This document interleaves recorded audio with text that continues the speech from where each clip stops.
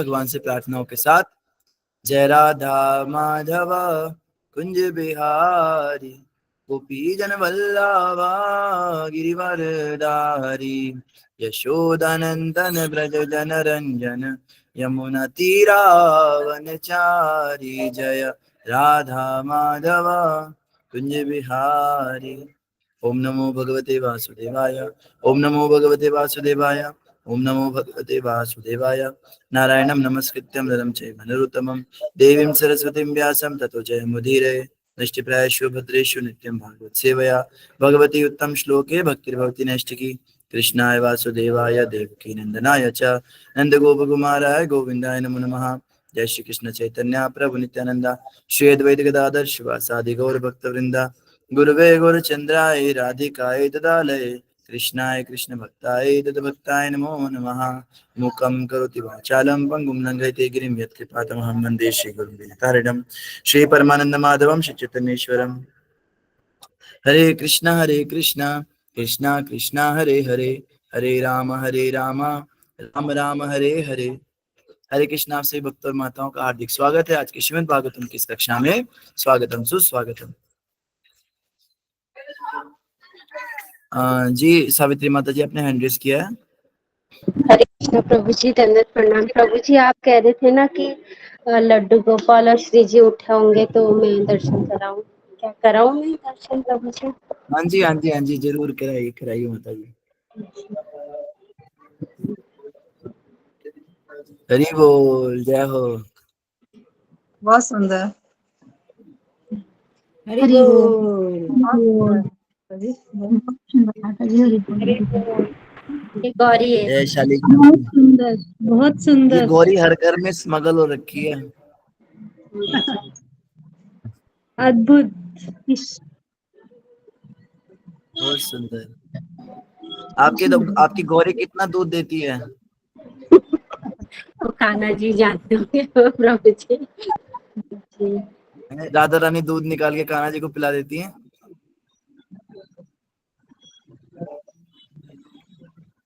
बहुत सुंदर है।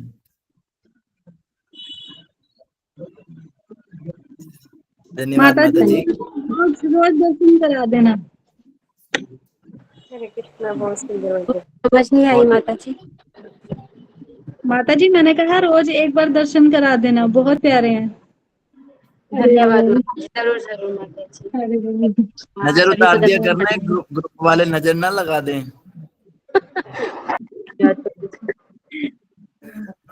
हम ठीक नजर है। उतार लेंगे प्रभु जी। अच्छा, ग्रुप वाले नजर भी उतार देंगे, चलो कोई टेंशन नहीं, फुल पैकेज है।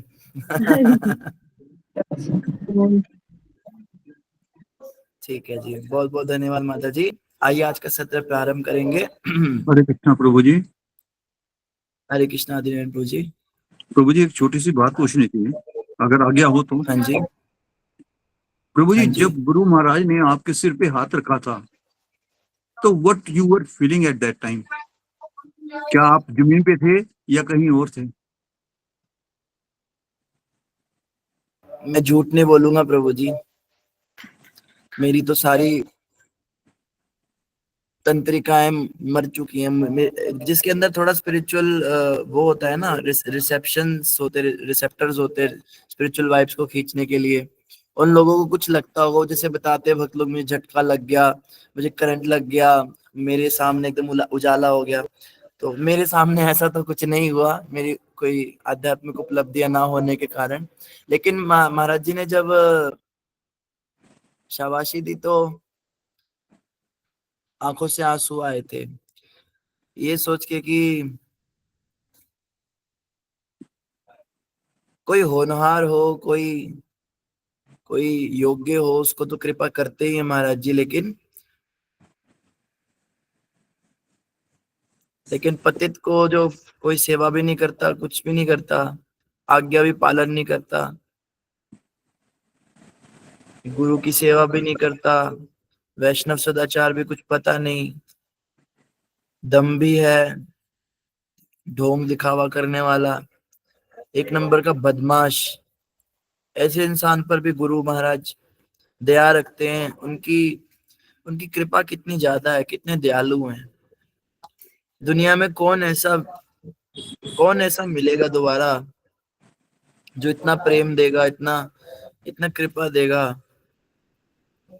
ये सोच के थोड़ा सा हल्का सा, बहुत ज्यादा नहीं, हल्के से इमोशनल हो गए थे कि ऐसा प्यार कहीं नहीं मिलेगा दुनिया में, जहाँ पे बिना कुछ किए, मतलब एक तो होता है ना जिसने कोई टेम्पल कंस्ट्रक्शन किया हो, जिसने कोई बहुत प्रीचिंग की हो, बहुत ब्रह्मचारी बनाए हो, बहुत ज्यादा कोई बड़ा प्रोग्राम सफलतापूर्वक किया हो।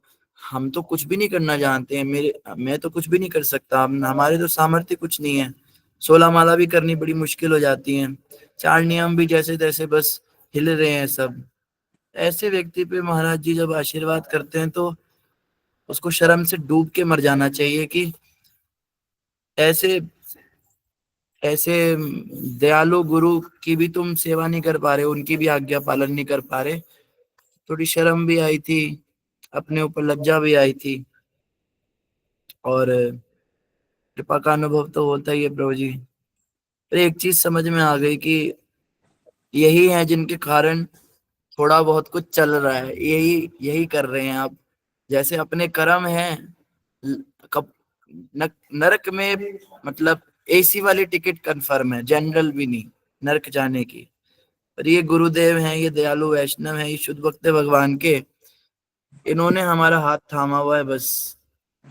तो थोड़ा लगता है कि शर्म आती है, फिर लगता है कुछ कर लो इनके लिए। ऐसे इतनी दया दिखा शर्म से डूब के मर जाने वाली बात है। तो मुझे तो ऐसा कुछ अनुभव हुआ था, क्षमा कीजिएगा। नहीं, ऐसी बात नहीं प्रभु जी, आप बिल्कुल डिवोटेड हैं और गुड बुक्स में हैं प्रभु जी की, महाराज जी की। जो आप हर एक आज्ञा पालन करने के लिए थे, आप उधमपुर में बैठे हुए हैं, आप उनके हर एक आज्ञा पालन करते हो और बड़े अच्छे उनके गुड बुक्स में हो, गुड बॉय हो, जैसे कहते हैं गुड बॉय, कहते हैं ना बच्चे को, गुड बॉय है, गुड बॉय। तो वो हो आप प्रभु जी। तो दूसरी बात है, अगर एक तरह से चलो मान भी नहीं जाए, कोई घर में बच्चा अगर पतित भी होता है तो माँ बाप को उसकी ज्यादा चिंता होती है ना। तो फिर दोनों तरफ से आपके हाथ में लड्डू हैं, तो गुरु महाराज जी का आशीर्वाद, तो वो आशीर्वाद हर एक को नहीं मिलता प्रभु जी। सिर पे हाथ रखना महाराज का एक बहुत बड़ा उपलब्धि है, क्योंकि वो तो कोई चरण भी नहीं छूने देते किसी को। तो सिर पे हाथ रखना तो बहुत बड़ा आशीर्वाद है प्रभु जी। मुझे भी यही लगता है प्रभु जी कि जैसे महाराज जी किसी को कहते हैं ना कि कोई तो जैसे शाबाशी देने के लिए, कभी कभी किसी को या विशेष अनुग्रह करने के लिए बड़े प्रसन्नता से जैसे आशीर्वाद देते रहे कि बड़े प्रसन्न हो गए कि बहुत अच्छा। लेकिन हमारे केस में यही है कि ये बड़ा पतित है बेचारा, ये तो वो बस टिकाने के लिए कि भाई जिंदा रहे, मर ना जाए, ये इसकी आध्यात्मिक जीवन में इसकी हत्या ना हो जाए, आत्महत्या ना कर ले, उसी के लिए बस वो ये करते हैं कि बीमार बच्चा है इसका थोड़ा, महाराज जी बहुत ध्यान रखते हैं, बहुत ध्यान रखते हैं। और आपने बिल्कुल सही कहा, जैसे कमजोर बच्चा घर में किसी माँ का होता है तो वो बहुत ध्यान रखती है, महाराज जी ऐसे ध्यान रखते हैं हमारा। तो ये बात आपने बिल्कुल सही की प्रभु जी। नहीं, पर प्रभु जी आप अपने बारे में जो मर्जी सोचे हैं, हमारे लिए तो आप बिल्कुल उनके रूप हैं। हम तो उनके आशीर्वाद से ही, आप हमारे सिर पे भी हाथ रखें, हमें उनका आशीर्वाद ट्रांसफर हो जाएगा। आशीर्वाद की इधर स्कैरसिटी बहुत ज्यादा है। महाराज जी आप सबको आशीर्वाद दें, हम सब पे कृपा करें, हम तो यही कामना करेंगे भगवान से, आप सबकी भक्ति बढ़े, हमारी भी बढ़े, हम भी कुछ भक्ति में आगे बढ़े। धन्यवाद प्रभु जी। धन्यवाद प्रभु जी। हरे कृष्णा। धन्यवाद प्रणाम। धन्यवाद प्रणाम। तो आज हम सब पढ़ेंगे श्रीमद् भागवतम स्कंद 1 अध्याय 10 श्लोक संख्या 3, जो कि आ चुका है आपकी स्क्रीन पर। तो सभी ने जो है मेरे पीछे श्लोक पढ़ना है। सभी वक्त लोग अपना माइक कर लेंगे अनम्यूट और हमारे पीछे श्लोक पढ़ने का प्रयास करेंगे। निशम्य भीष्मोक्तमथाच्युतोक्तम्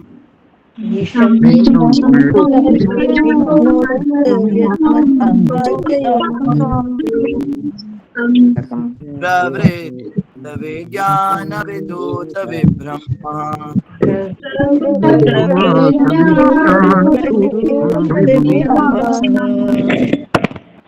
शास्त्रगामिन्द्रैवादिताश्रयः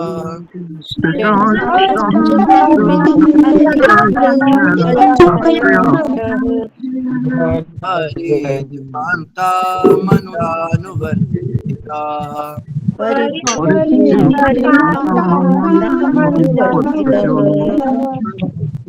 ईशान्य भीष्मोक्तमथाच्युतोक्तम्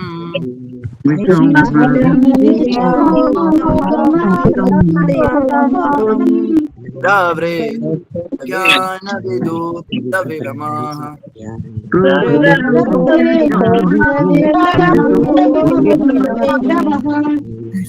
शशासगामिन्द्र इवाजिताश्रयाः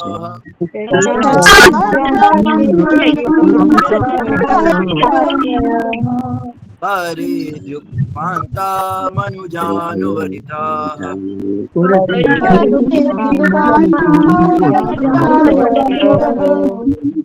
निशम्य भीष्मोक्तमथाच्युतोक्तम्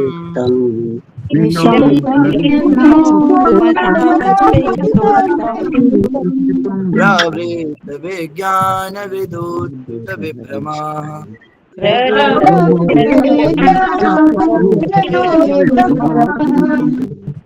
शासगामिन्द्रैवाजिताश्रयाः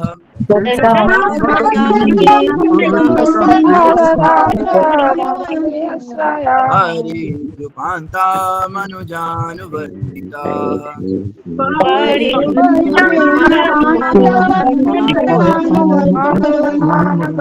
बहुत बहुत धन्यवाद सभी भक्तों का जिन्होंने छोड़ा। हरे कृष्णा।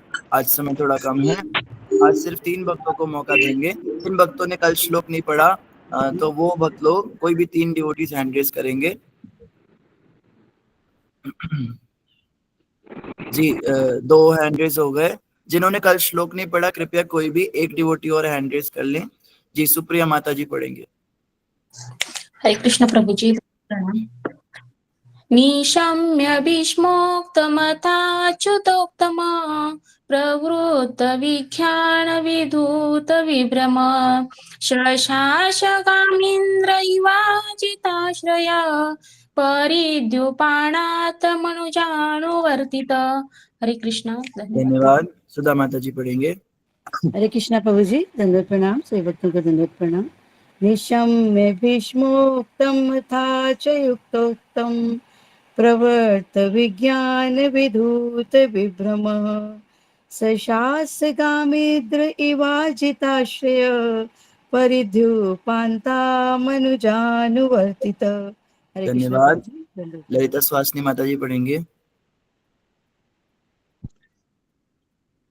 निश्यं भीष्मुक्तम् अथच्युतम् उक्तम् प्रवृत्त विज्ञान विद्युत विभ्रम ससांगाम इंद्र इव जिताश्रय परिधि उपान्ताम अनुवर्तित। हरे कृष्ण। धन्यवाद माता जी, बहुत सुंदर। सुनीति माता जी पढ़ेंगे। हरे कृष्ण प्रभु जी। दंडवत प्रणाम। सभी भक्तों चरण में कोटि कोटि दंडवत प्रणाम। निशाम्य भीष्मोक्तमथाच्युतोक्तम् प्रवृत्त विज्ञान विधूत विभ्रम सशासगामिन्द्र इवाजिताश्रय परिद्युपान्ता मनुजानुवर्तितः। हरे कृष्ण। बहुत ही सुंदर माता जी, धन्यवाद। सही भक्तों का बहुत बहुत धन्यवाद। तो आइए इसके अर्थ और अनुवाद के ऊपर चर्चा करते हैं। पिछले श्लोक में हमने क्या पढ़ा था? पिछले श्लोक में हमने पढ़ा था कि परीक्षित महाराज रूपी पौध लगाकर भगवान ने जब युधिष्ठिर महाराज को राजा बनाया तो उन्होंने क्या किया था? एक जंगल में लगी हुई अग्नि बुझाई थी और इस प्रकार से भगवान बड़े प्रसन्न हुए थे दोबारा से धर्म की स्थापना करके। और आज के श्लोक में कह रहे निशम्य भीष्म उक्तम। भीष्म उक्तम, उक्तम का मतलब होता है कहा गया। तो भीष्म के द्वारा कहा गया जो भी वाक्य था उसको निशम्य अर्थात सुनकर। तो निशम्य सुनकर, क्या सुनकर? भीष्मोक्त, भीष्म के द्वारा कहा गया। अथा, अर्थ मतलब तथा। अच्युत उक्तम, अच्युत उक्तम का मतलब क्या हुआ? भगवान अच्युत के द्वारा कहा गया। तो भीष्म उक्तम और अच्युतोक्तम इन दोनों को क्या किया, निशम्य सुना। तो निशम्य भीष्मोक्तम अथ अच्युतोक्तम, सुना भीष्म के द्वारा कहा गया और अच्युत के द्वारा कहा गया, जो भी वाक्य था उसको सुना। फिर क्या, वो प्रवृत्त, प्रवृत्त का मतलब होता है लगना, प्रवृत्त होना, लगना किसी कार्य में, तो लगे रहकर विज्ञान विधूत विभ्रम, विभ्रम कहते हैं संदेह को, संदेह बड़े उत्पन्न हो गए थे। देखिए परीक्षित, क्षमा कीजिए, युधिष्ठिर महाराज जो थे पिछले से पिछले अध्याय में बहुत ज्यादा संशय में थे। भगवान कृष्ण उनको समझा रहे थे लेकिन उनको समझ नहीं आ रही थी। तो बाद में उनको फिर कई ऋषि मुनियों ने, व्यास देव ने भी समझाया, उनको तब भी समझ नहीं आई। फिर फाइनली भीष्म देव ने उनको समझाया तो उनको समझ में आ गया। तो अब जो है इन सब की बातें सुनी, तो निशम्य भीष्म उक्तम अथा अच्युतोक्तम, भीष्म देव के द्वारा जो ज्ञान मिला उसको सुन के, तथा भगवान कृष्ण ने भी ज्ञान दिया ही था, उसको सुनने के बाद में क्या हुआ, प्रवृत्त विज्ञान विदूत विभ्रमा। तो विज्ञान का मतलब होता है पूर्ण ज्ञान या अप्लाइड नॉलेज, व्यवहारिक ज्ञान। तो इस व्यवहारिक ज्ञान को जानने के बाद क्या हुआ, विभ्रम, सारे संदेह उनके विधूत, विधूत का मतलब होता है समाप्त हो गए, धुल गए।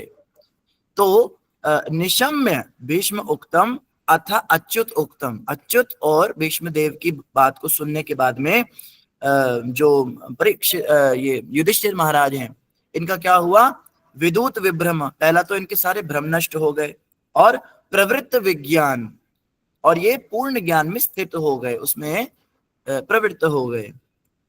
ऐसा ही एक श्लोक हम भगवत गीता में भी पाते हैं, जहां पे अर्जुन भगवान कृष्ण को कहते हैं कि मेरे सारे संशय दूर हो गए और मैं पूर्ण ज्ञान में स्थित हो गया। कौन सा श्लोक है वो, कौन बताएंगे? किस श्लोक में कहा है अर्जुन ने ये भगवान को?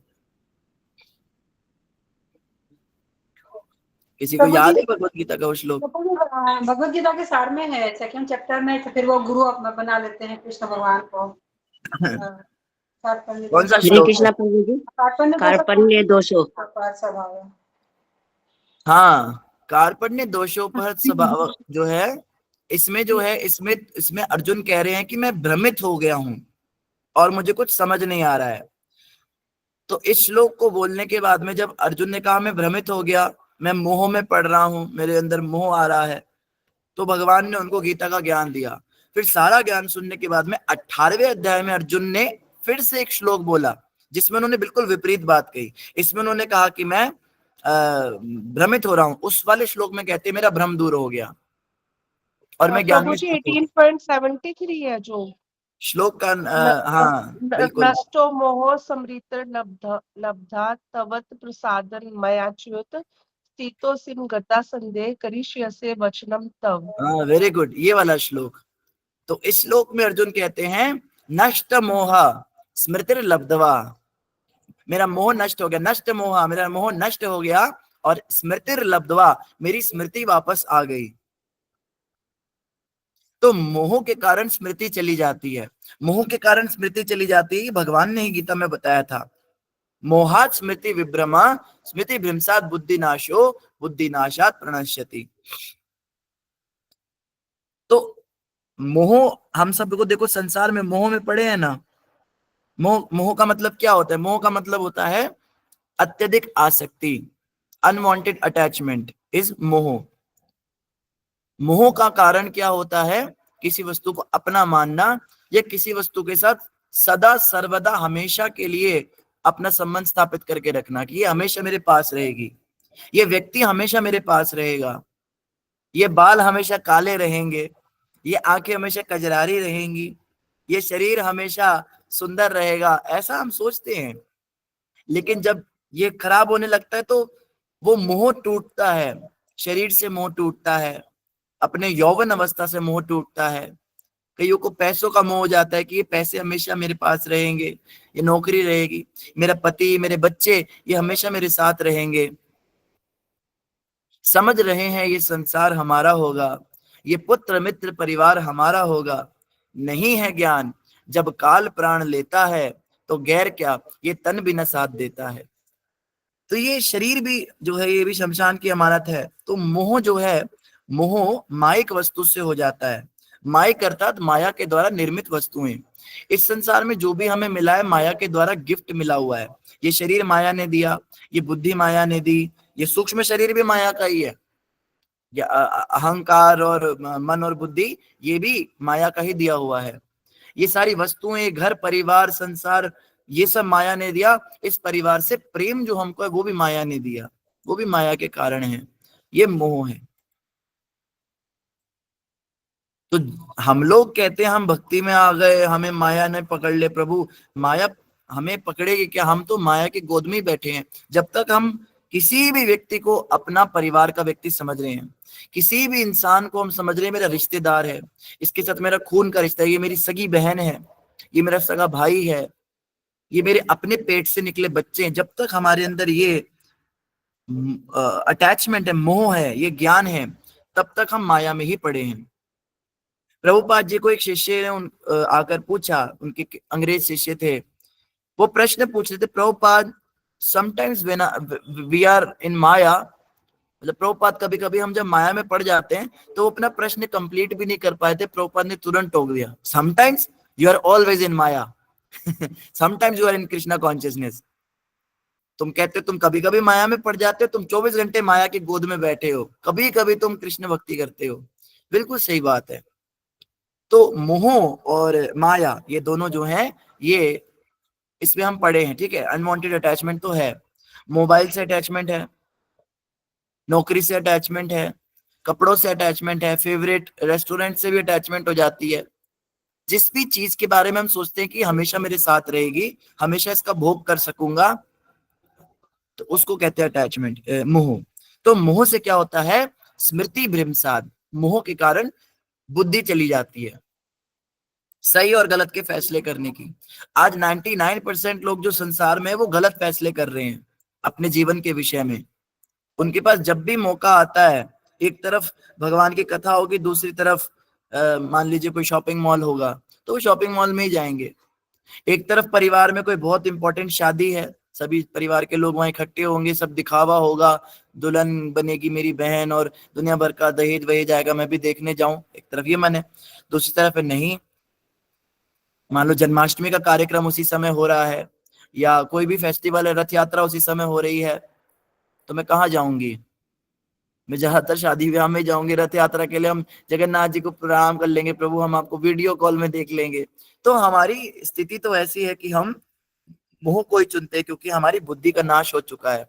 जिसकी बुद्धि का नाश हो चुका है वो फिर समय का भी नाश करता है, टाइम का वेस्टेज। देखो टाइम हमारे सबके पास 24 घंटे ही होते हैं। कुछ वक्त उसमें बहुत ज्यादा साधना भजन करते हैं, उसमें मंगल आरती जाते हैं, माला करते हैं, सब करते हैं। कुछ होते हैं जो कहते हैं हमारे पास टाइम ही नहीं है। टाइम आपके पास भी 24 ही है, उसके पास भी 24 है। ये है कि हमारे पास बुद्धि नहीं है।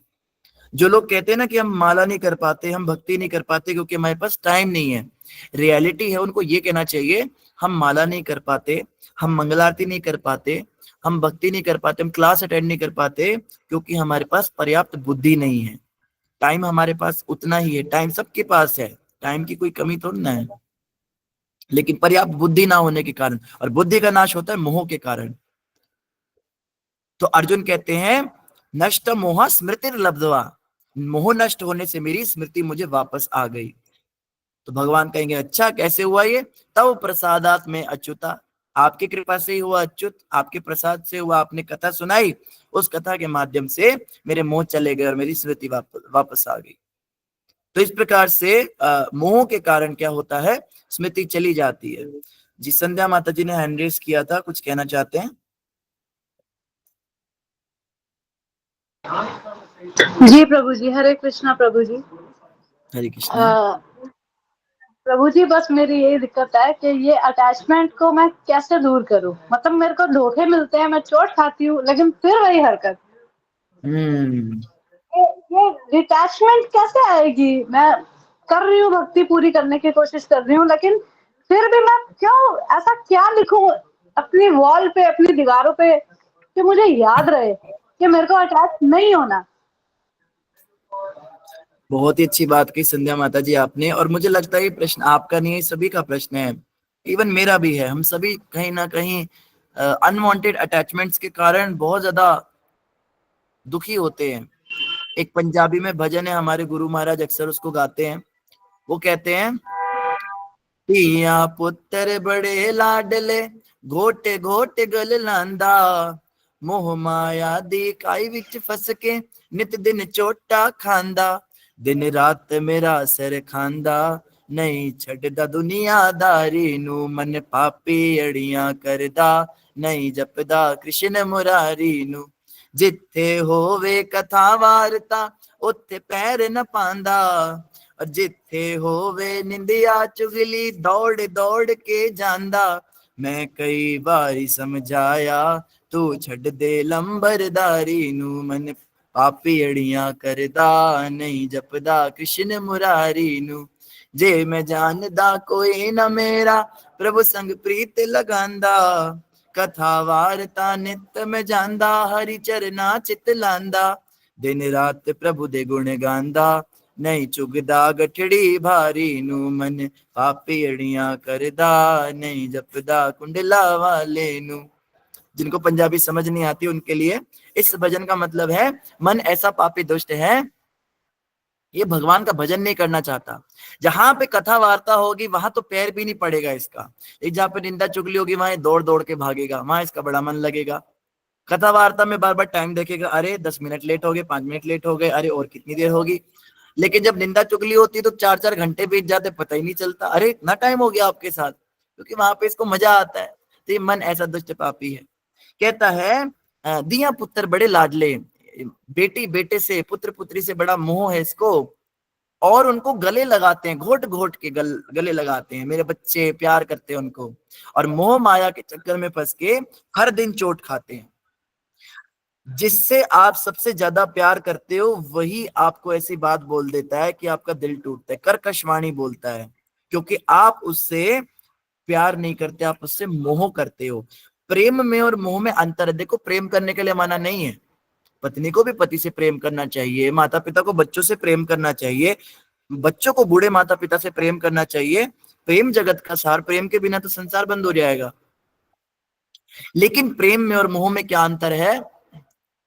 मोह का मतलब होता है यह मेरा है और ये सिर्फ मेरे साथ रहे, यहाँ मेरी जब जब मेरी इंद्रियों को इसकी आवश्यकता पड़े तो ये उसके अनुकूल कार्य करे, उसको कहते हैं मोह, या उसको काम भी कह सकते हैं। और प्रेम का अर्थ होता है, हाँ, प्रेम का अर्थ होता है जहां पे सामने वाले व्यक्ति से कोई एक्सपेक्टेशन नहीं होती, हम आपकी सेवा करना चाहते हैं, हम आपको आपकी केयर करना चाहते हैं, आपको जिस वस्तु की आवश्यकता हम आपको देना चाहते हैं, बदले में आप चाहें जो मर्जी करो। जैसे माँ का प्रेम अपने नवजात बच्चे से होता है, वो प्रेम है, क्योंकि वहां पे वो बच्चे से कुछ एक्सपेक्ट नहीं करती कि बच्चा उसके लिए पैसे कमा के लाएगा, या बच्चा उसको, माँ क्या सोचती है, बच्चा जिधर भी किसी भी स्त्री की गोद में चला जाता है, माँ ये थोड़ी ना कहती है मैं तेरी जो है सफाई करती हूँ, मैं तुझे नहलाती हूँ, तू उसकी गोद में जाके खेल रहा है, थप्पड़ थोड़ी ना मारती है, कहती ठीक है बच्चे को जिसके साथ अच्छा लग रहा है वो जाए, है ना। आशिल शिवा पादरताम पिनष्टुमाम अदर्शनान मर्महताम करो तुवा यथा तथा वा विदधातु लंपटो मत प्राणनाथस्तु सैव न परः। ये चैतन्य महाप्रभु ने श्लोक बोला था, ये राधा रानी के भाव में वो कृष्ण भगवान से प्रार्थना कर रहे हैं। राधा रानी का भी यही भाव है कि एकमात्र श्री कृष्ण के अतिरिक्त मेरे अन्य कोई प्राणनाथ है ही नहीं, और वे सदा मेरे लिए यथानुरूप बने ही रहेंगे, चाहे वे मेरा गाढ़ आलिंगन करें, मुझे गले लगाएं, अथवा दर्शन ना देकर मुझे मर्माहत करें, मुझे अपने से जीवन से बाहर निकाल दे, मुझे देखना भी ना चाहें, वे लंपट कुछ भी क्यों ना करें, वे सभी कुछ करने में पूर्ण स्वतंत्र हैं, क्योंकि श्री कृष्ण मेरे नित्य प्रतिबंध रहित आराध्य प्राणेश्वर हैं। इसे प्रेम कहते हैं, क्योंकि श्री कृष्ण से कोई आशा नहीं है, कोई एक्सपेक्टेशन नहीं है, चाहे आलिंगन दे, चाहे दर्शन भी ना दे, चाहे मिलना भी ना चाहे, हर अवस्था में हम कृष्ण को छोड़ के कभी जाएंगे नहीं। गोपियों को 100 साल तक कृष्ण का विरह हुआ तो वो मूव ऑन थोड़ा ना कर पाए कि चलो कृष्ण से बड़ा प्रेम करे तो चले गए छोड़ के, किसी और से अभी प्रेम करते हैं, देखते हैं कोई तो होगा जो किसी के पास नहीं गए, कृष्ण ही चाहिए, और कृष्ण चाहिए भी नहीं। मतलब ऐसा नहीं है कि कृष्ण हमने हमारे पास आए, हमारे साथ रहे, वो खुश रहे, वो प्रसन्न रहे, बस यही एकमात्र आशा है। कृष्ण की प्रसन्नता में ही हमारी प्रसन्नता है। चाहे हमें दुख हो, चाहे कुछ भी हो, हम सह लेंगे। ये होता है शुद्ध भक्ति, शुद्ध भक्तों का भाव। तो खैर ये तो भगवान के प्रति होता है, लेकिन संसार के अंदर भी हम इसको अप्लाई कर सकते हैं। आपने कहा कि हम अटैचमेंट से कैसे बाहर निकले, हम कैसे मोह से बाहर निकले, तो इसके लिए यही रास्ता है कि एक्सपेक्टेशंस करना छोड़ दे, पर अपेक्षा छोड़ दे। आज से आपने कहा दीवार पे मैं क्या लिखूं अपनी, आप दीवार पे एक चीज जरूर लिखिए माता जी, प्रभुपाद जी की कृपा से मैं बता रहा हूं आपको। आप ये लिखिए, जी प्रभु जी। हाँ आप ये लिखिए, किसी से कोई अपेक्षा नहीं कर, बस, और आप सुखी हो जाएंगे। इतना ही बहुत है। आशा ही दुख ठीक है, का कारण। धन्यवाद प्रभु जी।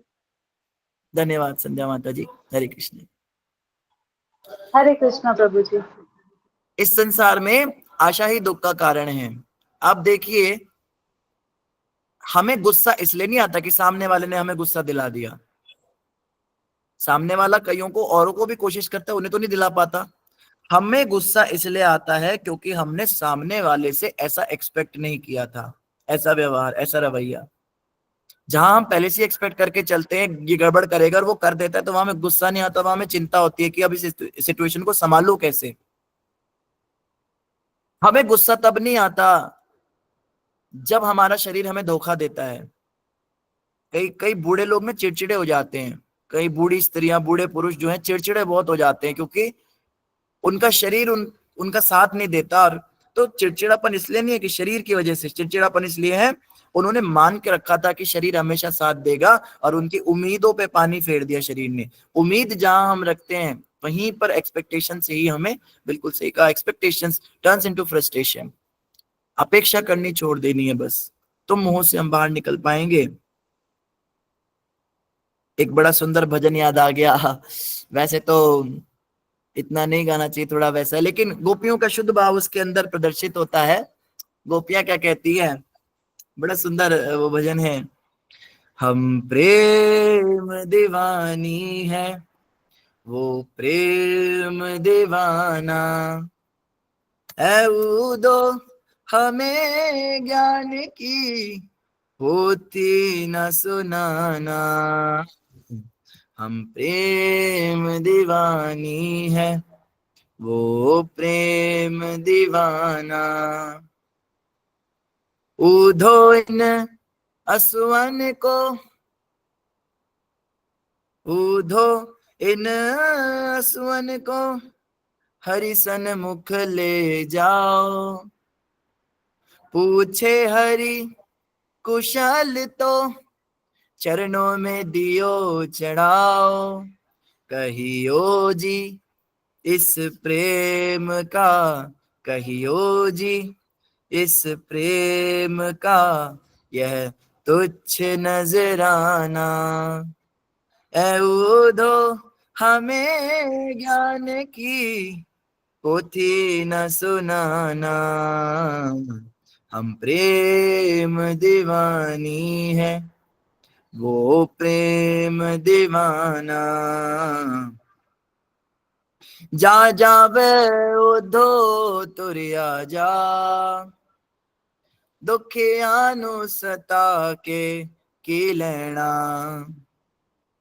हो जेड़े जख्म शाम ने लाए ने, हो जेड़े जख्म शाम ने लाए ने, असी जख्म वखा के की लेना।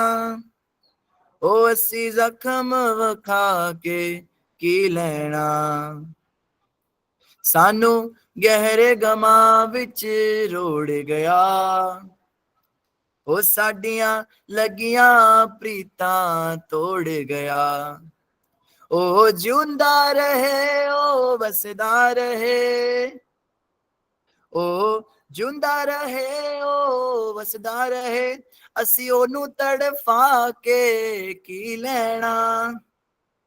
ओ असी ओनू तड़फा के की लेना।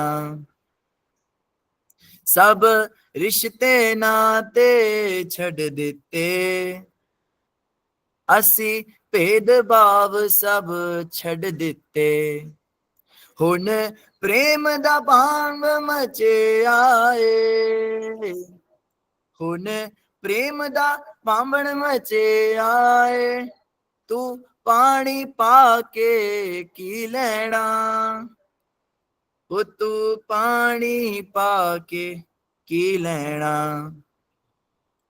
सुपने विच आंदा रहिंदा ए, ओ सानू गले नाल लांदा रहिंदा ए, सानू गले नाल लांदा रहिंदा ए।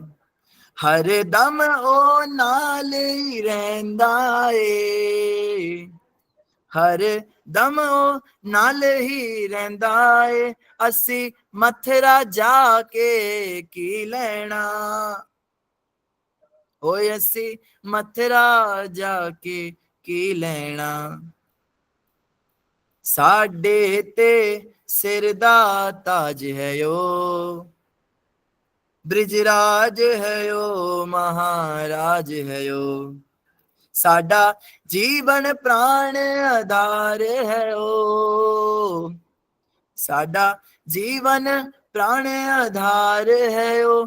असी होर किसे कोलो की लेना, ओए असी होर किसे कोलो की लेना। हो जा जावे उदो तुरिया जा, दुखे आनु सता के की लेना। तो बड़ा ऊंचा भाव है, खैर बड़ी ऊपर की बात है, यहाँ तो हम पहुंच भी नहीं सकते कभी। लेकिन भगवान के विरह में गोपियां देखो कितना सुंदर भाव प्रदर्शित कर रही हैं। क्या कहती हैं? ओ जिउंदा रहे ओ वसदा रहे, असी ओनु तड़फा के की लेना। भगवान प्रसन्न है ना, मथुरा में खुश है ना उद्धव, कुशल है ना, वहां की सुंदर सुंदर मनीषियों के साथ भगवान कृष्ण प्रसन्न तो है ना। उनका तो स्वभाव ही ऐसा है, जैसे मधुकर होता है। मधुकर कभी किसी एक पुष्प से संतुष्ट नहीं रहता, कभी एक फूल पे बैठता है, कुछ समय उसका पराग चूसता है, और जब उसको लगता है उसकी आवश्यकता पूरी हो गई तो उड़ के दूसरे पुष्प पे चला जाता है। तो श्री कृष्ण भी एक मधुकर के समान काले ही हैं, वो भी काला होता है, ये भी काले हैं। तो अब इनको लगता होगा ये ब्रिज की अनपढ़ गवार गोपियां, हाँ ये प्रेम में जो है इस तरह की तीखी वाणी बोली जाती है, ये सरकास्टिक वे में बोला जाता है, व्यंग्य किए जाते हैं, तो प्रेम से व्यंग्य कर रही हैं गोपियां। ऐसे भगवान से कोई नफरत नहीं करती, वो प्रेम से बोल रही हैं कि हाँ हाँ ठीक है। अब इन अनपढ़ गवार गोपियों से उनका मन भर गया, तो मथुरा में सुंदर राजकन्याओं के साथ में आनंद ले रहे होंगे, वहां उनसे बातचीत करते होंगे, तो वो संस्कृत में उनसे बातें करती होंगी, दिखने में बड़ी सुंदर होंगी, बड़ी परफेक्ट होंगी। हम तो दूध बेचने वाली औरतें, हमें क्यों याद करेंगे। लेकिन क्या कहती हैं, वो खुश रहें बस, ठीक है, हमें उन्हें तड़पा के क्या करना है, हम क्यों उनकी जीवन में खलल डाले, उनके आनंद में हम, उनके किसी भी कार्य में हम बाधा नहीं उत्पन्न करना चाहते। वो खुश रहे, वो प्रसन्न रहे। तो ये शुद्ध भक्ति का सबसे ऊंचा स्तर है, जहां पे भगवान से भी किसी प्रकार की कोई आशा नहीं रहती। भगवान से ये आशा भी नहीं रहती कि हे प्रभु मुझे मुक्त ही कर देना, घर बार बंगले बनाना तो बड़ी दूर की बात रही, अमीर कर देना मुझे, मेरे बच्चे पढ़ा देने तो बहुत दूर छूट गया। यहाँ तो मुक्ति की भी कामना नहीं है, प्रभु मेरे को मुक्त कर देना, इतना भजन किया है कुछ आनंद ही दे दो, जप में थोड़ा आनंद दे दो, हरि नाम में थोड़ी रुचि दे दो, रुचि नहीं आती तो हरि नाम होता ही नहीं है। ये बहुत ही ऊपर के स्तर की बात है, जहां पे भजन करना एक ड्यूटी नहीं रह जाती, भजन करना सांस लेने की तरह हो जाता है। भगवान का भजन स्वाभाविक होता है, ये रागात्मिक भक्ति के स्तर पे होता है। अभी हम वैदिक साधना भक्ति कर रहे हैं, हमारे ग्रुप का नाम भी साधना भक्ति ग्रुप है। वैदिक साधना भक्ति का अर्थ होता है नियम और विधि विधानों से भगवान की पूजा करना।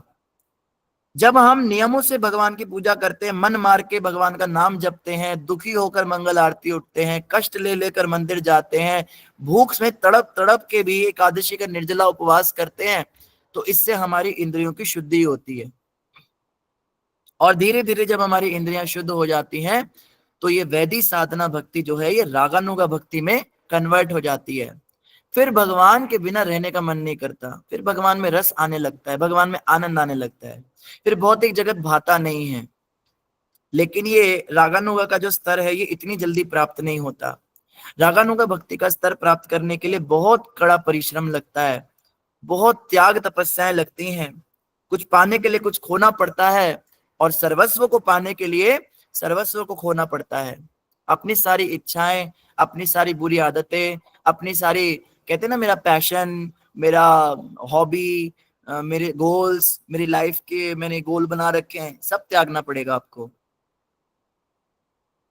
तब कहीं जाके भगवान की वो प्रेमा भक्ति मिलेगी। और रागानुगा भक्ति के स्तर पे क्या होगा, आप मानो एक रेगिस्तान में तपता हुआ व्यक्ति बहुत ज्यादा कष्ट पा रहा है, और उस गर्मी के अंदर, उस धूप के अंदर क्या हुआ, प्यास से तड़प रहा है, उसका गला सूख रहा है, और अमृत की एक बूंद उसको मिल जाए, पानी नहीं अमृत, अमृत की एक बूंद मिलते ही उसके पूरे शरीर में एकदम 440 वोल्ट का झटका लग जाता है, एकदम शरीर में जबरदस्त एनर्जी का संचार होता है, और उसमें उत्साह और उमंग भर जाता है, इतना उसको आनंद आता है। ठीक है, ये होती है साधना भक्ति। साधना भक्ति के स्तर पे हम संसार में कष्ट पा रहे हैं, और भक्तों के साथ जब हम बैठते हैं, माला करते हैं, तो हमें वो एक बूंद मिलती है भगवान की भक्ति की, जिससे हम थोड़े चार्ज हो जाते हैं। और रागानुगा भक्ति का मतलब क्या है, उस आदमी को रेगिस्तान से उठा के इस अमृत के समुद्र में डुबा दो। गिलास भर के, लोटा भर के पिला नहीं रहे, बाल्टी भर के नहला नहीं रहे, डुबा दिया उसके अंदर। आप सोच सकते हैं वो क्या आनंद प्राप्त कर रहा है। तो वो मिलता है रागानुगा भक्ति के स्तर पे। वहां पे पहुंचना हम सबका उद्देश्य है। वहां पहुंचने के लिए बेसिक बेसिक जो चीजें जरूरी हैं, सबसे जरूरी है वैष्णव अपराध से बचना। भक्तों की निंदा करने की जो हमारी प्रवृत्ति है, उससे ऊपर उठना। निंदा चुगली ये करना जो है, भक्तों के प्रति अपमान करना, भक्तों से ईर्ष्या करना, भक्तों की बातों का बुरा मान जाना, भक्तों का क्रोध करना। भक्त अगर हमें डांट देता है, भक्त अगर हमें कुछ बोल देता है, भक्त चाहे सीनियर है चाहे जूनियर है, अगर उसने कुछ बोल दिया, उसने कुछ गलत भी बोल दिया, मान लीजिए हमारे बारे में किसी और को भी बोल दिया, तो भी बुरा मानने का अधिकार हमको नहीं है, क्योंकि वो प्रभु का निज जन है, वो जो मर्जी कर सकता है, और हम प्रभु के दास हैं। घर में जो नौकर होता है, वो क्या कभी मालिक के बेटे की बातों का बुरा मानता है? मालिक का जो बेटा है, अगर वो नौकर के साथ बदतमीजी करता है, तो नौकर क्या बुरा मानता है? सहन करता है ना, क्योंकि वो मालिक का बहुत प्रिय है। तो सभी वैष्णव जितने भी हैं, सब भगवान के बड़े प्रिय हैं। ये मानकर, इस भाव को अंगीकार करके जो व्यक्ति जीता है, वो कभी वैष्णवों के प्रति अनादर नहीं कर सकता। अच्छा, और मैं कौन हूं?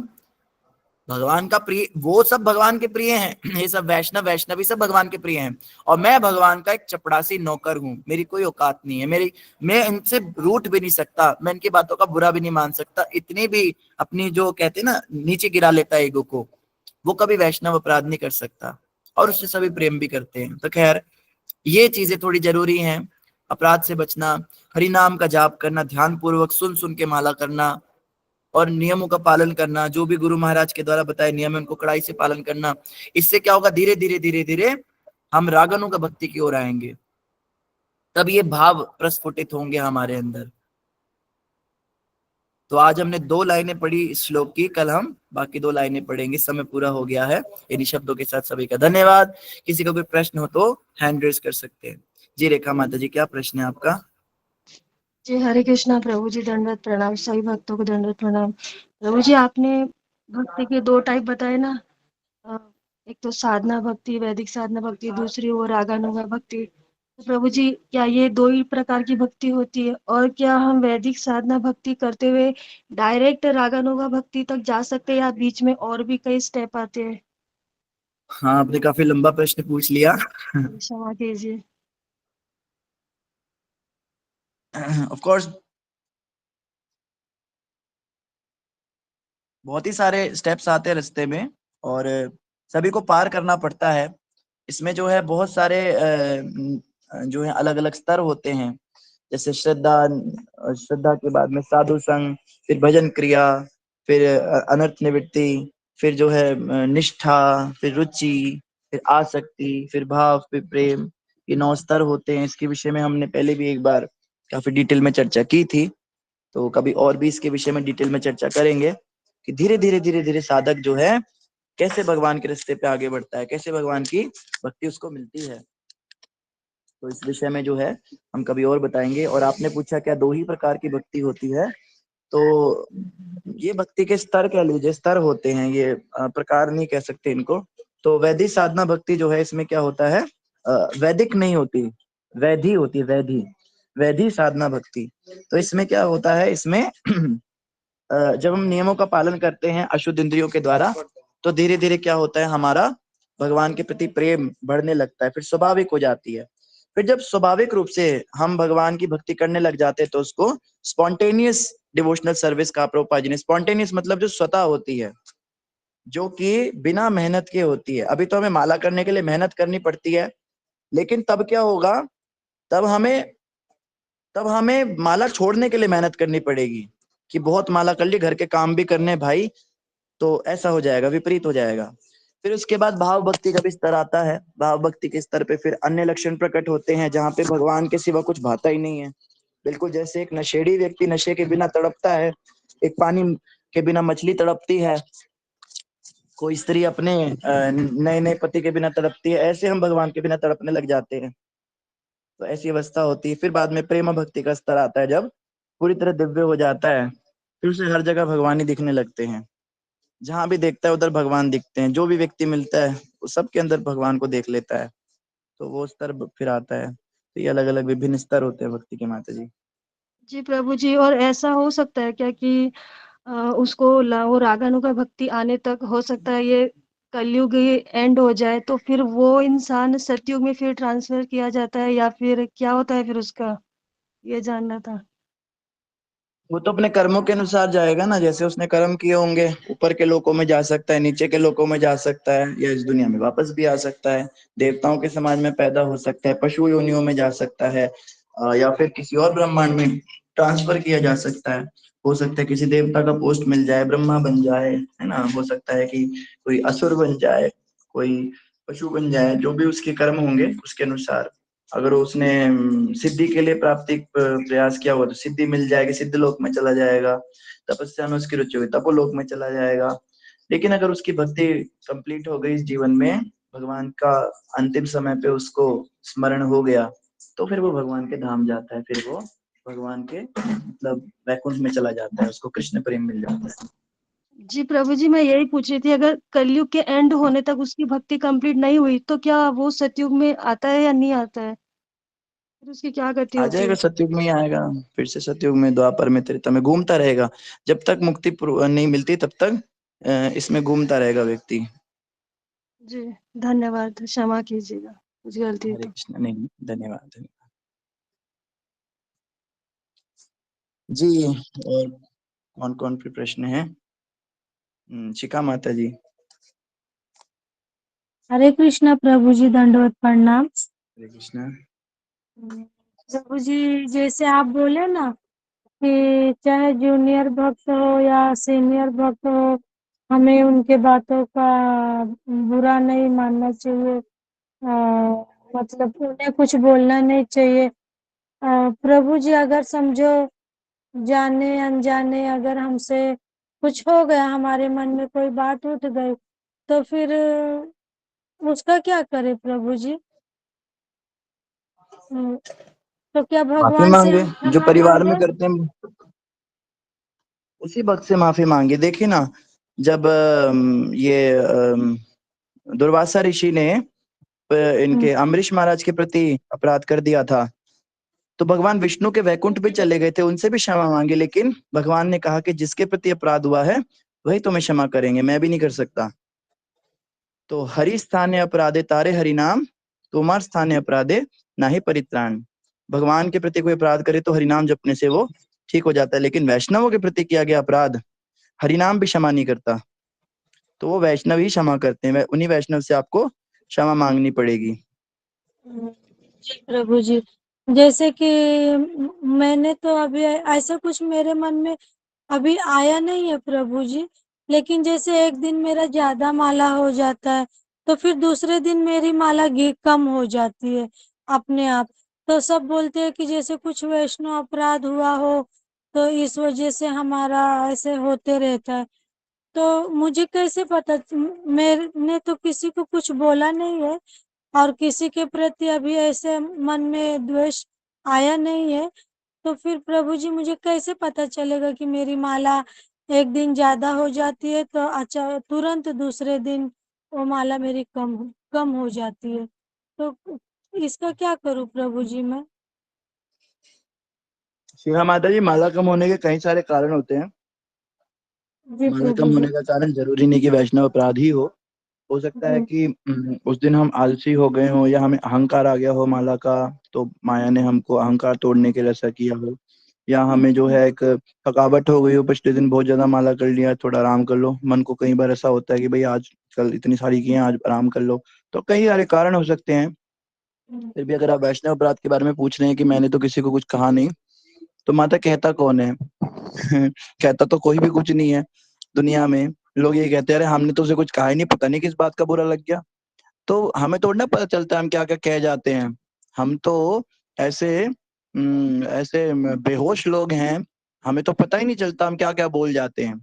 लेकिन सामने वाले को पता चलता है ना कि हमने क्या बोल दिया। तो जी। इसीलिए क्षमा मांगते रहना चाहिए। अगर हमें जी नहीं भी लग रहा प्रभु हमने जी। कोई अपराध किया, तो भी सब भक्तों से क्षमा मांगते रहना चाहिए।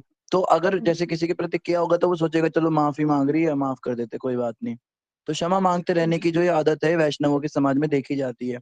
ऐਵੇਂ ही बेकार में ही वो क्षमा मांगते रहेंगे। हरे कृष्णा प्रभु जी, मुझसे कोई अपराध हो तो क्षमा कर। मैंने कहा यार अपराध पहले कर तो दे, फिर तेरे को क्षमा कर देंगे। हो गया होगा जाने अनजाने में, तो हमें पता नहीं चल पाता। तो हमें जो है माफी मांगते रहना चाहिए भक्तों से। और फिर भी अगर स्पेसिफिक अगर आपको ऐसा लग रहा है कि किसी के प्रति अपराध हुआ है, हरि नाम नहीं हो रहा, भक्ति में मन नहीं लग रहा, कुछ तो हुआ है और याद भी नहीं आ रहा किसके प्रति हुआ है, तो सबसे अच्छा हाँ। तरीका क्या है? आप माला लेकर बैठिए और हरिनाम प्रभु से प्रार्थना कीजिए। हृदय में बैठे परमात्मा से प्रार्थना कीजिए, प्रभु आप मेरे प्रत्येक कार्य के साक्षी हैं, आपने सब देखा मैंने क्या क्या किया, मुझे याद नहीं आ रहा मैंने किसके प्रति अपराध किया, आप कृपा करके मुझे याद दिलाइए। तो जब हम हृदय में बैठे परमात्मा से प्रार्थना करके आंखें बंद करते हैं, तो वो हमें याद दिला देते हैं। ऐसा मेरे साथ कई बार हुआ है, मेरे को याद नहीं आता, तो वो दिखाते हैं किस किस के प्रति तुमने क्या क्या बोला है।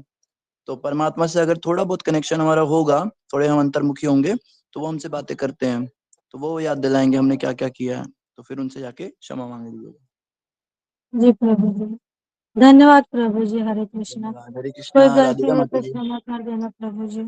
हाँ, मेरे से भी कोई गलती हो तो क्षमा कर देना। मेरा ही रूल मेरे पे हरे अप्लाई कृष्णा कर दिया प्रभु माता ने। जी। नहीं प्रभु जी, वैसे तो अभी तक मैंने किसी को कुछ ग्रुप में बोला नहीं है, लेकिन हो सकता है मेरी बातें कभी किसी को बुरी लगी हो, ऐसा भी हो सकता है। कई बार ऐसा होता है हरे शिखा कृष्णा माता, प्रभु जी। मैं आपको हाँ। बताऊं, प्रवचन करना भी बहुत कठिन कार्य होता है। कई बार ना हम किसी और प्रसंग की बात कर रहे होते हैं और स्पेसिफिकली किसी भक्त के साथ वो चीज चल रही होती है, तो वो सोचता है ये प्रभु जी मेरे ऊपर बात कर रहे हैं, ये जानबूझ के मुझे छेड़ रहे हैं। अब जैसे कोई पति पत्नी की बात चल गई कि पति जो ऐसा करता है वैसा करता है, तो मान लो जो कोई ग्रुप में सच में ऐसा कोई पति है जिसने अपनी पत्नी के साथ ऐसा कुछ किया हो, तो वो सोचेगा ये मेरे ऊपर बोल रहे हैं, तो वो इसी बात का बुरा मान जाते हैं, जबकि कथा करने वाले को पता भी नहीं चलता। तो अनजाने में बहुत कुछ हो जाता है हमसे, हमें पता नहीं चलता, इसलिए क्षमा मांगते रहना चाहिए। जी प्रभु जी। हाँ। हरे हरे कृष्ण। कृष्णा प्रभु जी, दंडवत प्रणाम। राधिका माता जी, हरे कृष्ण। हरे कृष्णा प्रभु जी, दंडवत प्रणाम। हरे प्रणाम कृष्णा माता मुझे, जी। मैं अपनी मन के बात कर रही हूँ, कुछ गलती हो तो क्षमा करना प्रभु जी। मुझे प्रभु जी बचपन से हम्म, क्या होता तो भेदभाव से, गरीबी से वो पढ़ रही हूँ, लेकिन मुझे जीने का कोई हक नहीं, सच्चाई का कम, झूठ का ज्यादा पावर होता था, इसलिए मेरे मन में जीने का कोई अधिकार ही नहीं ऐसा होता था। बाद में भक्ति करने लगे, ये नहीं कि कौन सा भक्ति करना मालूम नहीं था, कौन सी भगवान किसने बोला हम भक्ति करते गए थे, लेकिन बाद में ठीक ठाक हो गया, सब कुछ हो गया, फिर भी मन में सच्चाई का कम झूठ का ज्यादा होता था। एकदम भगवान पर गुस्सा होता था। इंसान तो हम इंसान कुछ नहीं कर सकते, भगवान आप कुछ नहीं कर सकते, ये मन में होके होके क्षमा हो जाता। प्रभु जी, श्री माता जी रो कृष्ण। रही है क्या? कोई बात नहीं, उनको बोलने दीजिए। जी राधिका माता जी। तो बाद में सब भक्ति करके जो आए थे, मेरे बाद में मन में थोड़ा अहंकार आता था, हाँ मैंने भक्त किया, ये किया, वो किया, ये सब आता था। हाँ बाद में इधर में जुट गई इस्कॉन में, मेरा अहंकार टूट गया। अच्छा हुआ भगवान भगवान की दया से। लेकिन इधर आके मुझे पता चला कि मैं किसी भक्त के दूर के समान भी नहीं। मैं मन में सोचती मैं इन भगवान के पास जाऊंगी और जन्म नहीं होगा, मन में एक खुशी था। इधर आके सच्चाई पता चला, कुछ नहीं, सब कुछ करती हूँ लेकिन मन में ये नहीं होता, डर भी लगा रहता। प्रभु जी मैंने भक्ति किया, मैं अगले जन्म दूंगी, वो बड़ा डर लगता है। मैं भगवान से ये मांगती हूँ, मुझे अगर जन्म हो तो, अगर अगले जन्म दिया तो किसी भक्त के पे मैं उसमें आ जाऊं, ऐसा कुछ भगवान से मांगती हूँ। डर ही लगाता है, मैं कुछ नहीं करती, मुझे डर लगता रहता है। अशोक प्रभु जी कितना अच्छे से सेवा करते हैं, रेखा माता जी, सुमिता माता जी, ये सब इतना करते हैं, फिर भी उनमें मन में इतना विनम्रता, ये सब है। आप प्रभु जी, वो डर लगाता है, मुझे अगला जन्म नहीं चाहिए, मेरे भक्ति कम में। पहले तो भगवत गीता ऐसा पढ़ते थे हम, सब लोग बोलते ये अध्याय पढ़ो आपको पुण्य मिलेगा, ऐसा हमने बचपन से अभी तक सुना था। अगर इधर आके पता चला क्या करूं, मालूम नहीं होता प्रभु जी, मुझे बोलने को नहीं आता। अरे कृष्ण प्रभु जी, मैं क्या करूं? हरे कृष्णा राधिका माता जी, बहुत ही सुंदर भाव है आपका। और मैं बस इतना ही कहूंगा कि आप जो सोच रहे हो ना, आप बहुत सही जा रहे हो, बिल्कुल जैसे होना चाहिए वैसा ही हो रहा है आपके साथ। भक्त जो होता है ना, भक्त के हृदय में जैसे जैसे भाव आने चाहिए, वैसे वैसे भाव आपके अंदर आ रहे हैं। जो भक्त सोचता है कि माला करके, भजन करके, साधना करके हम पहुंच जाएंगे, इस अहंकार में रहता है, अभी वो भक्ति भक्ति में बहुत ही ज्यादा नौसिखिया है। उसको पता नहीं कि वैष्णवों की कृपा के बिना कुछ नहीं होने वाला उसका। भक्तों की संग से ज्यादा महिमा वो अपनी साधना को देता है, उसको ज्यादा इंपॉर्टेंस देता है कि मैं भक्तों भक्तों को क्यों टाइम देना है, भक्तों का फोन आ गया, अरे छोड़ो इनको, भक्तों की क्लास है, मंदिर क्यों जाना है, आने जाने में इतना टाइम लग जाएगा, घर पे ही करते हैं। उसको भी पता नहीं है भक्ति क्या चीज है। और जब वो समझ जाता है, मैं कितना भी एड़ी चोटी का जोर लगा लूं, कितना भी हाथ पैर मार लूं, कितनी माला कर लूं, कितना कुछ कर लूं, मेरे से कुछ होने वाला ही नहीं है, जब उसे कोई उम्मीद नहीं रह जाती अपने प्रयास पे, फिर वो द्रौपदी की तरह हाथ खड़े कर लेता है, प्रभु अब आसरा तेरा, अब आप जानो और आपका काम जाने। आप मैं हार चुका हूँ, अपनी इंद्रियों से हार चुका हूँ, जितना प्रयास करता हूँ मन को समझाने का उतना और मचल जाता है ना। मुझसे कुछ होता नहीं, मेरे हाथ में कुछ रहा नहीं। अब क्या, अब आप देखो, दीना बंधु दीनानाथ, मेरी डोरी तेरे हाथ। ये जो भाव आया है आपके हृदय में, इस समर्पण का भाव है माता जी। और हम भगवान से प्रार्थना करेंगे कि ये भाव सदैव हृदय में रहे और अधिक बढ़े। और जब भी भक्तों को आंसू आते हैं ना, तो उन आंसुओं से उनके सारे पाप कर्म धुल जाते हैं, वो सब निकल जाते हैं बाहर। तो इस तरह से अपने किए हुए पछताना, अपनी असमर्थता के ऊपर रोना, मुझसे कुछ नहीं हो रहा है, ये बहुत अच्छा है भक्ति में। माता जी आप बहुत सही जा रहे हैं, आप जो कर रहे हैं आप करते रहिए, और इस प्रोसेस में आपको जरूर भगवान मिलेंगे। बस माता जी एक चीज ये है, आप उम्मीद मत हारिएगा। आप बस इतना याद रखिएगा कि भगवान किसी भी अवस्था में हमसे घृणा नहीं करते, ये बात याद रखना बस। एक माँ जो होती है, उसका बेटा अगर मल में भी लिपटा हो, कीचड़ में भी लिपटा हो, तो भी माँ उससे घृणा नहीं करती, उसको उठाती है, उसको साफ करती है, धो के उसको पहुंचती है। भगवान तो हजारों करोड़ों माओ से भी ज्यादा प्यार करते हैं। हम सब ने अपनी माता का प्यार देखा है ना बचपन में, कितना प्यार किया, करोड़ों गुना उसको कर दीजिए, इतना प्रेम भगवान हमसे करते हैं। हम कितने भी पाप कर ले, दोषी हो जाए, कितना भी कुछ गलत कर दे, भगवान किसी भी अवस्था में हमारा त्याग नहीं करेंगे। भगवान कभी हमसे घृणा नहीं करेंगे, वो हमेशा हमें स्वीकार करेंगे। तो ये बात हमेशा याद रखनी है कि भगवान हमेशा मेरे हैं और मेरे सिर्फ भगवान ही है। भगवान के अलावा कोई ऐसा नहीं है जो ऐसी पतित अवस्था में भी मुझसे प्रेम करे, बस भगवान और गुरु। तो माता जी आपका बहुत सुंदर भाव है और आपका बहुत बहुत धन्यवाद। आपने हमको भी इतना सुंदर भाव प्रदर्शित किया, हमारा भी हृदय गदगद हुआ। हरे कृष्ण हरे कृष्ण। और प्रभु जी मेरे एज भी 58 59 हो गया, वो भी एक डर होता है आगे मुझे कुछ हो, भगवान ने ऐसा झटपट ऊपर लिया अच्छा है, लेकिन ये भी डर कुछ होता, वो भी डर रहता। मेरे पति के 3 साल से बीमारी ने और अच्छे हुए, लेकिन ये सब देखा है ना, वो पहले डर नहीं था, डर मन में बैठा है मालूम है इस पर छठम पढ़ते हो भगवान सबको देखते हैं, लेकिन 3 साल से वो देख रहे ना मेरे जिंदगी में वो इतना आ गया, वो डर रहता है मन में एज होने के बाद। पहले इतना डर नहीं था, भक्ति करती हूँ लेकिन डर है ना वो ज्यादा हावी हो जाता है। राधिका माता जी, भय बिन होत ना प्रीत, डर के बिना तो प्रेम भी नहीं होता किसी से। हम पाप कर्मों से डरते हैं तभी तो हम उनसे बचते हैं। तो अगर उम्र बढ़ने का हमें डर हो रहा है तो वो तो अच्छा है ना, वो तो हमें भक्ति कराएगा। कभी हम आराम करेंगे या भोग करेंगे या अपनी उम्र के दूसरे लोगों को उल्टे सीधे काम करते देखेंगे तो हमारे अंदर डर लगेगा, अरे नहीं नहीं मौत हो सकती है। तो वो सब पाप कर्म करने से हमें बचाएगा वो डर। तो ये अच्छा डर है, इसको होना चाहिए। पर इस डर को इतना भी ज्यादा नहीं बढ़ा देना कि इसके बारे में सोच सोच के ओवर थिंकिंग कर रहे हैं, अरे मर जाएंगे ये होगा। मरना तो है ही। नहीं नहीं प्रभु जी, मरने से मैं कभी नहीं डरती हूँ, लेकिन हम्म। बीमारी इस सब से डरती हूँ। मेरे 3 साल से मेरे को बीमारी से इतना तकलीफ है, वो देखकर मुझे डर लगता है। मरना तो झटपट से ऊपर से जाओ, लेकिन ये सब कष्ट उठा के मत भगवान दे दो, ये इस वजह से मैं डरती हूँ प्रभु आप जी। चिंता मत कीजिए राधिका माता जी। भगवान कृष्ण गीता में कहते हैं, स्वल्पम अप्यस्य धर्मस्य त्रायते महतो भयात्। इस मार्ग पर कोई थोड़ी सी भी प्रगति करता है, मेरे लिए कुछ भी करता है, मैं उसको बड़े से बड़े खतरों से बचा लेता हूँ। भगवान अपने भक्तों को हर प्रकार की बीमारियों से, हर प्रकार के बुरी एक्सीडेंट से, सब चीजों से बचा के रखते हैं। तो आप बिल्कुल निश्चिंत रहिए, भगवान कभी आपके साथ कुछ गलत होने ही नहीं देंगे। हरे कृष्ण प्रभु जी, धन्यवाद। हरे कृष्णा। कोमलप्रीत माता जी।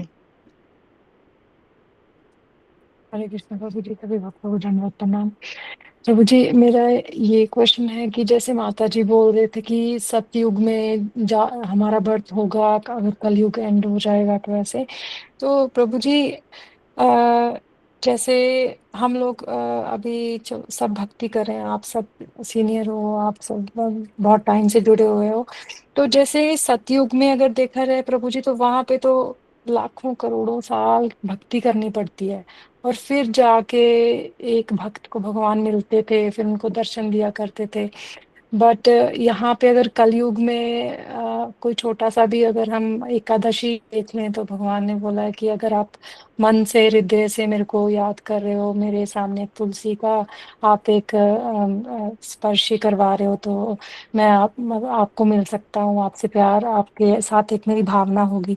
तो ऐसे हम फिर क्यों बोलते हैं कि कलयुग बुरा है और सतयुग में उसमें तो बहुत टाइम लगेगा भगवान को पाने के लिए, उसमें तो बहुत कुछ करना पड़ेगा भगवान को पाने के लिए। और सतयुग में अगर हम देखें तो वहां पे तो बड़े बड़े राक्षस आते हैं, लाइक डेमंस, लाइक हिरणाक्ष, और वो बड़े बड़े जो धरती को उठा के ही कहीं ना कहीं ले जाते हैं।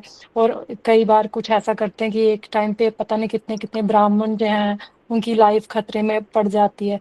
उसमें तो भगवान को खुद ब्रह्मा जी को आना पड़ा, विष्णु जी को आना पड़ा।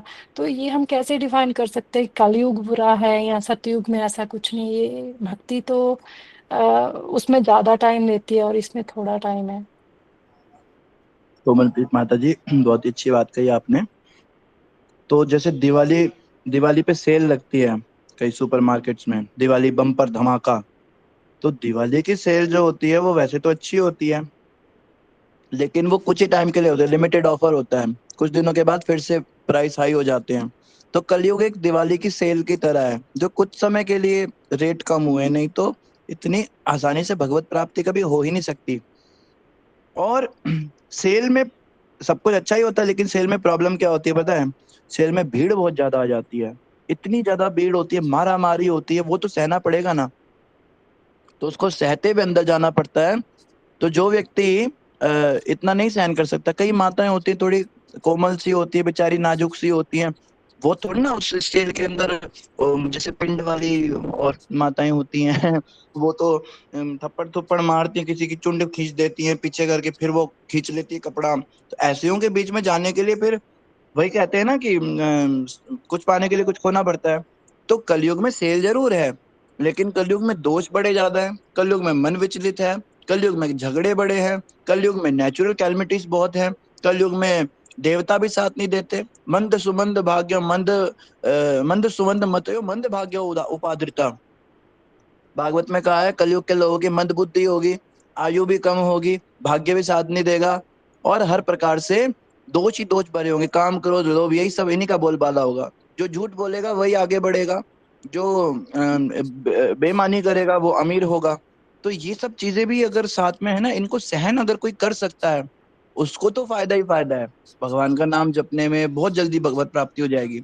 लेकिन जो सतयुग द्वापर त्रेता के लोग हैं ना, वो ऐसे कलयुग के कह लो कि जो पॉश इलाके की औरतें होती हैं, जो बहुत ही अच्छे परिवारों की, वो ऐसे ऐसे माहौल में, ऐसे पिंडू औरतों के बीच में वो कर ही नहीं सकती वो चीज को। तो वो जो देवता है, वो ऋषि मुनि है, वो लोग इस कलयुग में पैदा ही नहीं हो सकते। यहाँ पे इतना ज्यादा बदमाशियां, इतने वो सहन ही नहीं कर सकते इसको। तो हम लोग बड़े सौभाग्यशाली हैं कि हम इन सबको सहन कर पा रहे हैं, है ना। हम काम क्रोध को भी सहन कर रहे हैं, हम अपने अंदर के हृदय के अनर्थों को भी सहन कर रहे हैं, हम देवताओं के द्वारा जो हमें हमारा भाग्य भी साथ नहीं देता हमारा, हम उसको भी सहन कर पा रहे हैं। तो हमारे लिए तो भक्ति करना बहुत ही आसान है।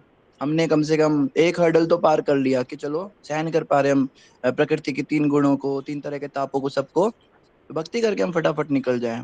लेकिन हाँ, कलयुग में फायदा तो बहुत बड़ा है ये, लेकिन उसमें दोष इतने ज्यादा है कि हर कोई इस फायदे को लेने लायक नहीं है। इसीलिए मैक्सिमम लोग सतयुग में ही प्रेफर करते हैं भक्ति करना, शांति से बैठते जंगलों में और धर्म पूर्वक चलते, और वो कहते हैं हमें चाहे 1 लाख साल लग जाए हम उस रास्ते से जाएंगे, इधर कलयुग में तो पैदा होने का ही मन नहीं है हमारा ऐसा होता है। जी प्रभु जी। जी प्रभु जी, ये तो फिर जैसे आप बताते हैं कि कुछ कई बार कई लगता है कि जैसे कोई ब्रह्मचार्य में है, कोई घर में नहीं है, तो कई बार हमें लगता है कि वो भक्ति का इजी वे है। तो ये सिमिलर, पर उसमें भी तो बहुत सारी प्रॉब्लम्स होती हैं। तो माता, अगर दूसरे की प्लेट में जी घी हमेशा ज्यादा लगता है जी जी। तो मेरा इसमें यही था कि मतलब सतयुग में जब उनको इतनी देर तक बैठना पड़ता होगा, तो उनको उनको भी तो प्रॉब्लम्स आती होंगी कितनी ज्यादा। उनके शरीर पे दिमक लग जाती थी पता है।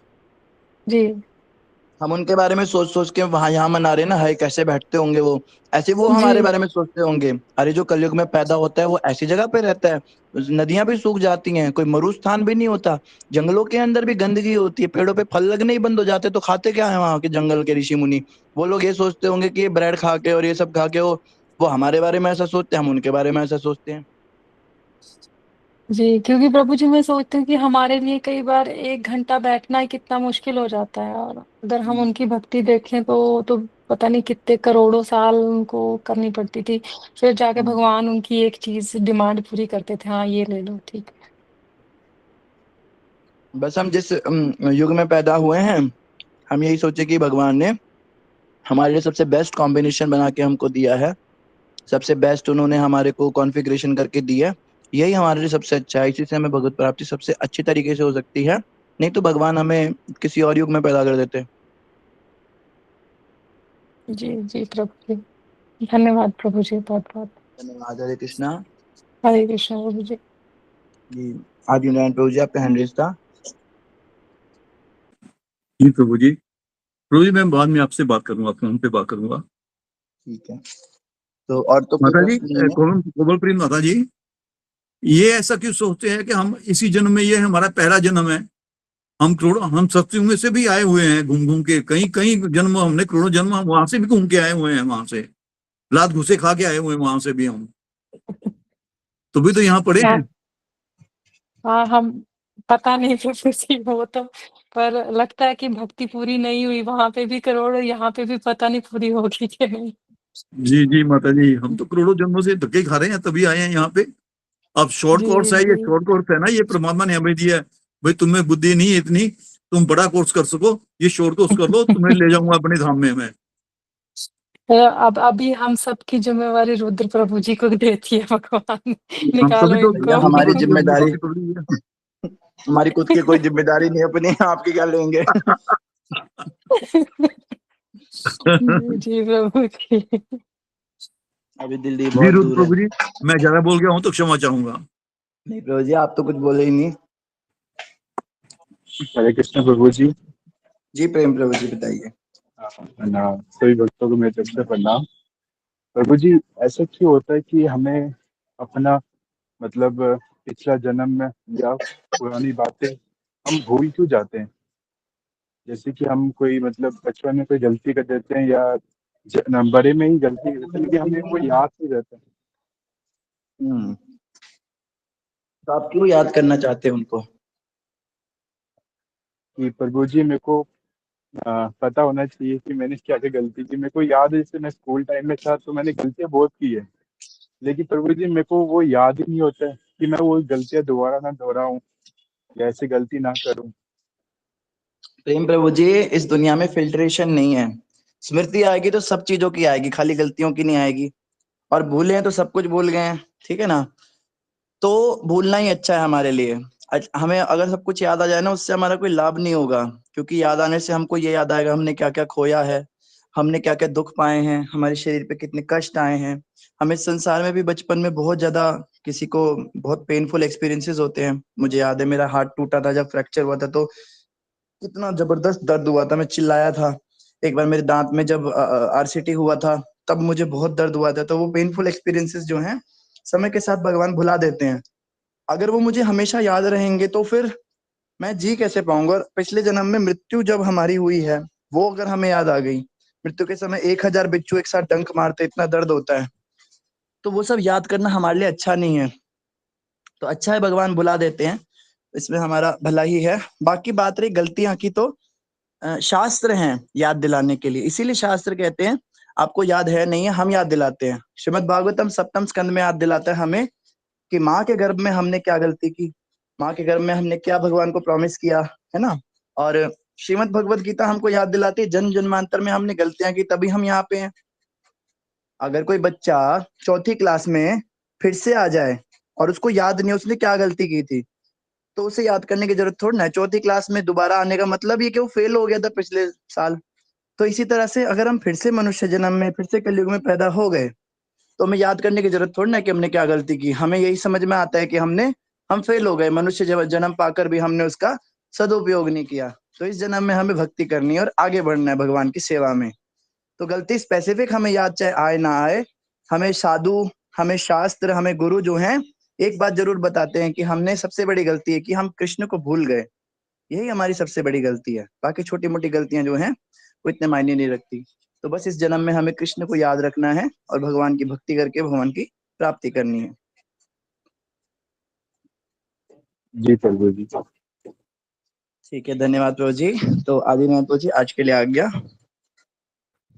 जी प्रभु जी, बहुत बहुत धन्यवाद प्रभु जी आपका। बहुत बहुत धन्यवाद। हरे कृष्णा, धन्यवाद, और प्रणाम। सभी भक्तों के चरणों में धन्यवाद प्रणाम। रुद्र प्रभु जी के भागवतम चरणों में महापुराण धन्यवाद की जय, प्रणाम। जगदीश प्रभुपाद की जय। वांछा कल्पतरुभ्यश्च कृपा सिंधुभ्यश्च पतितानां पावनेभ्यो वैष्णवेभ्यो नमो आपके चरणों नमः। में कोटि कोटि दंडवत प्रणाम। सभी वैष्णव भक्तों के चरणों में दंडवत। हरे कृष्ण प्रभु जी।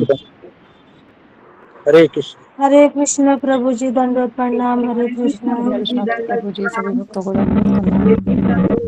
हरे कृष्ण हरे कृष्ण सभी भक्तों को प्रणाम सभी दंडवत वैष्णव को दंडवत प्रणाम। प्रणाम। हरे कृष्ण। हरे कृष्णा प्रभु जी, दंडवत प्रणाम। हरे कृष्णा हरे कृष्णा। हरे कृष्ण रुद्र कृष्ण प्रभु जी कृष्ण के चरणों में धन्यवाद प्रणाम। सभी हरे भक्तों के राम चरणों में धन्यवाद राम राम प्रणाम। राम हरे हरे कृष्णा। हरे कृष्ण कृष्ण कृष्ण हरे हरे हरे कृष्ण हरे राम राम। दंडवत।